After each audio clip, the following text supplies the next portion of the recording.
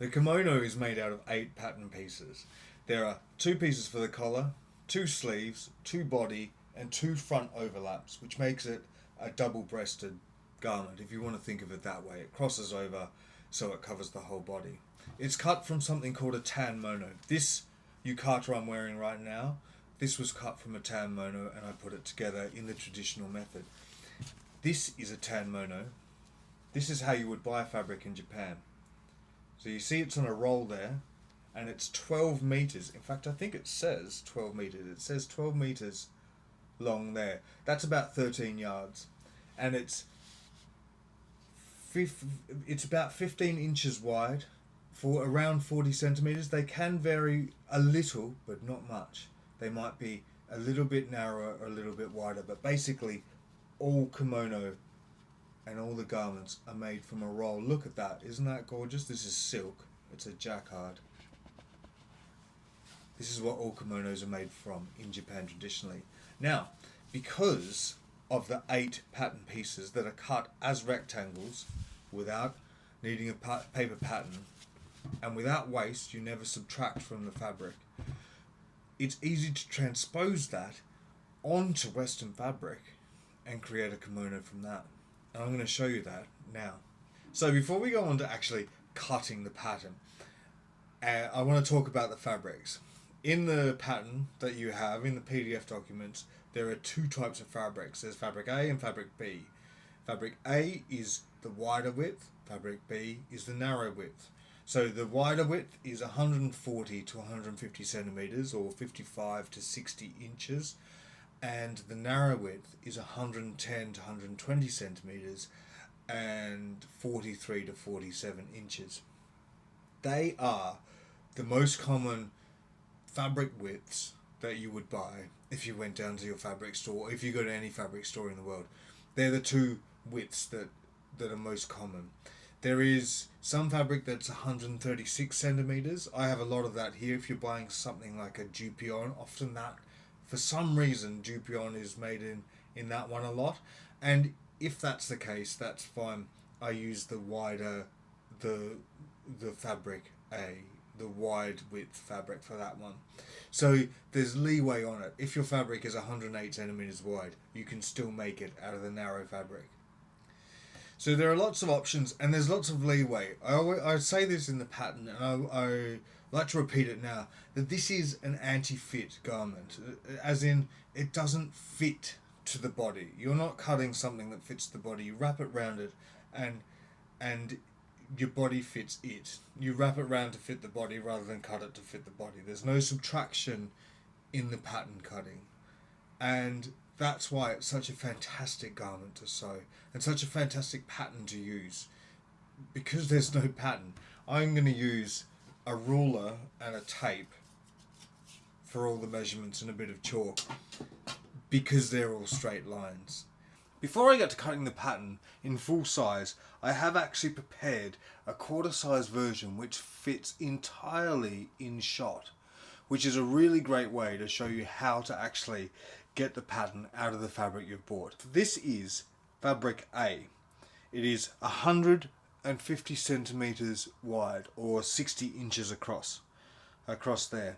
And this is how we do the pattern. You see it's already cut up, so I can show you how it works. And it shows you how it's divided. You'll notice that this, and this, all these parts are equal. What we've done is we've folded the fabric in half, and then we've folded those halves in half, and we've come to find our pattern pieces. If I line this up like that, and I continued, so they're at the end of them as well,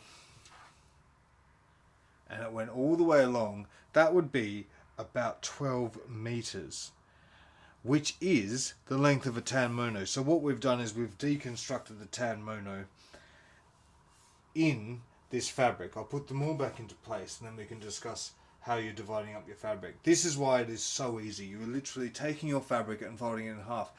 And I've got a 10 centimeter buffer between 150 centimeters and 140 to 150 centimeters, so 55 to 60 inches, which is 4-inch difference or 10 centimeter difference. And that is because The width of a tan mono changes as well. And remember, we don't subtract, we just add to the seam allowance if we want to make it smaller. Also, this will accommodate a waist. All of these patterns that we do today will accommodate a waist up to 140 centimeters around, which is 55 inches. So if the widest part of your body is greater than 55 inches, there's still stuff you can do. But if it's below that, all of this is applicable. If it's above that, we can add in some extra pattern pieces or make the seam allowances even smaller. That 140 centimeters around doesn't count for the akumi, the front overlaps. So 140 centimeters, this is a quarter scale as well, is to here, and obviously doesn't count these two bits here. So there still is a bit of give, but if that is 55 inches all the way around, not counting these bits. So there we go. This will fit anyone up to a 55 inch at their widest part, and it works the same for fabric B as well. But this is how you divide up fabric A. So you've got sleeves. Now you see how I was talking about the sleeves are half the body? This is the body and this is the shoulders. So these are the shoulders, that's going down to the back hem, this is going down to the front hem. These are the sleeves, and they sit like that when the kimono is constructed. So they are half the size of this body, and then they are folded in half to create the sleeve. You see how the halves are coming in. This is half the body. You fold this in half and it comes down to half there, and it's half of that. Lots of halves. It's so logical, and a lot like sort of Tetris. You're just moving blocks into place. So that's how you get that. This is the body. Here you'll notice I haven't cut the back. Again, if you have a wider part of your body that's greater than 55 inches or 140 centimeters, leaving this bit uncut here from the center back neck down the back will give you extra width because you won't be making a seam here. If you cut this, the first thing we do when we go to construction is we sew it back together. We treat the edges, as you'll see later, we'll treat the edges and then we put it back together. So often I'll leave that just because it's one more seam that I don't have to do. That is something to think about as well. There you go. So fabric A is divided into 4 lengthways. These are the selvages, and then we cut down the middle, cut the sleeves off, and then we cut this side off. So you've got a body, 2 sleeves, and then you've got this last quarter, which is then divided exactly in half lengthways. And then this is where the measurements come in. So this is 180 centimeters. This is the collar, the actual collar, which is 180 centimeters, and that goes around your neck here. And this is the over collar, the tomo eri, and this sits over the top of this collar, and I'll go into how we attach that, but that sits over that collar there evenly as well. There you go, there's your 2 collars, and then you've got your 2 front overlaps, which are the other half of this last quarter.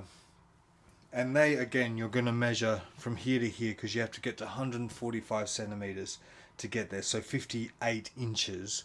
It's not a half because they sit just below that shoulder line, and you'll see why that is when you come to construction. To be honest, if you cut them to exactly here, that's absolutely fine. It just means there's a little more bulk, but it's good bulk up around the collar.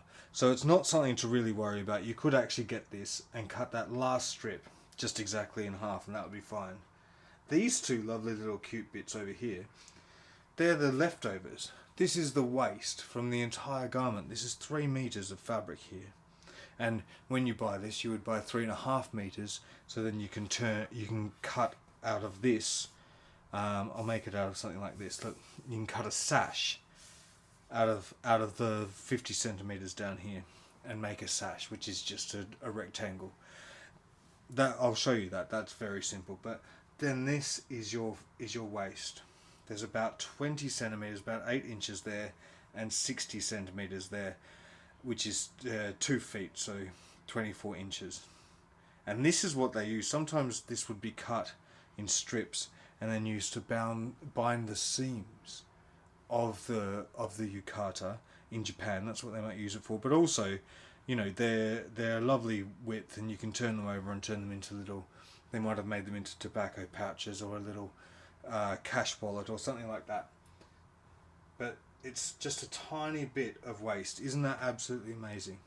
This is what we're going to do with the fabric. And I thought I'd have it like this so we can represent it all in one place so you can see what you're about to do with your fabric. Fabric A. And I'm going to do fabric B.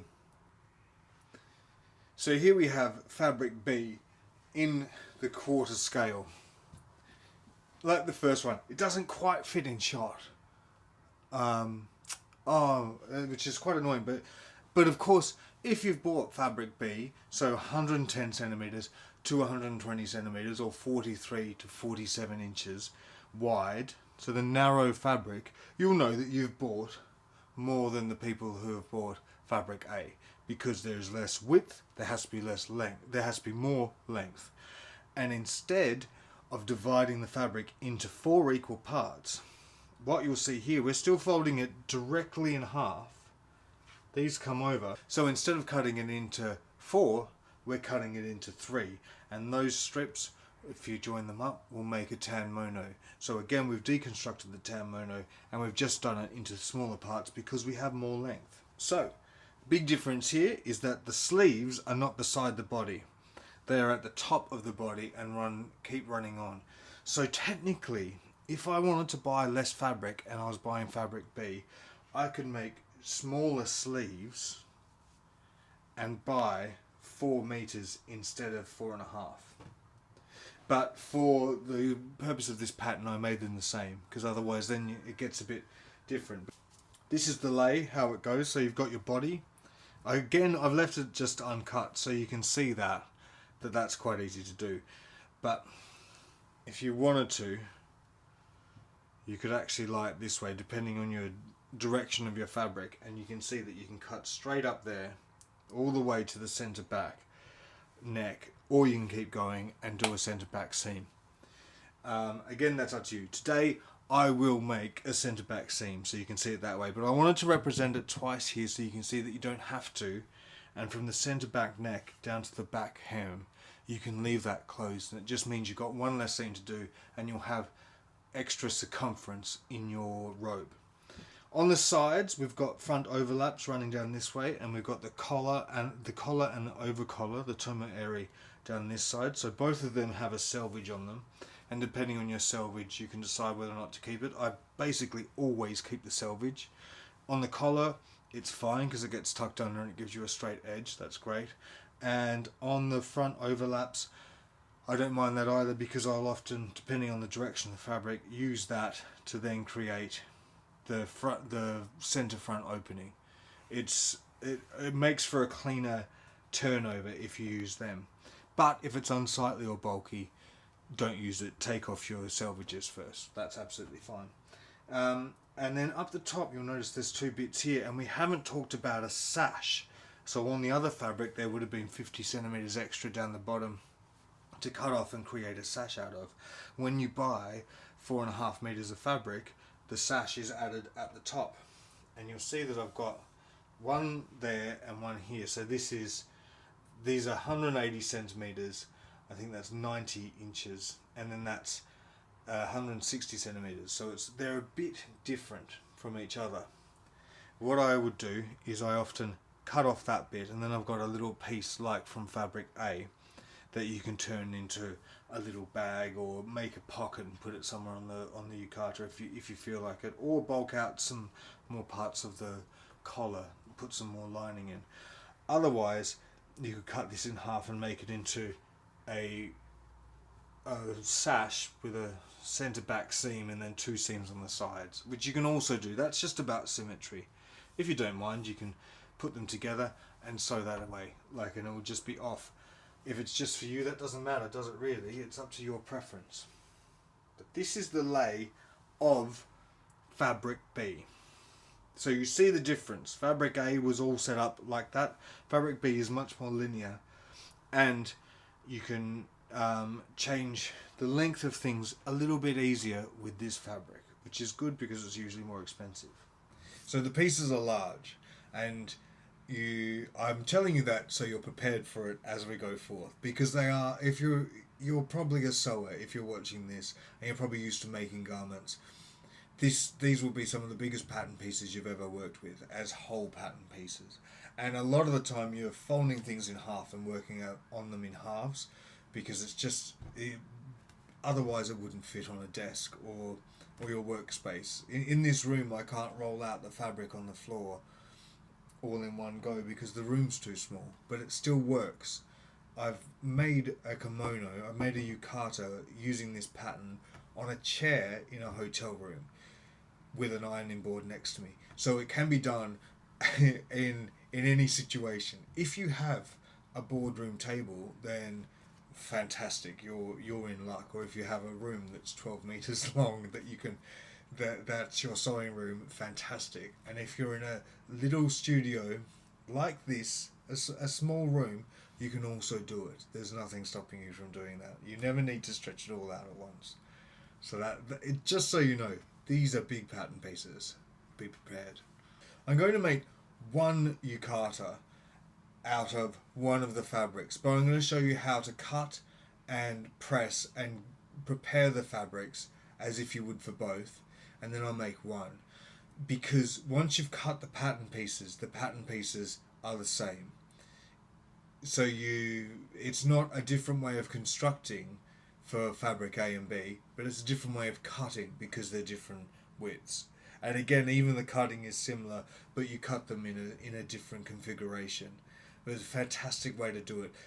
Fold, press, and cut, rather than printing out and scraping around with a piece of chalk for every pattern piece. It's really good.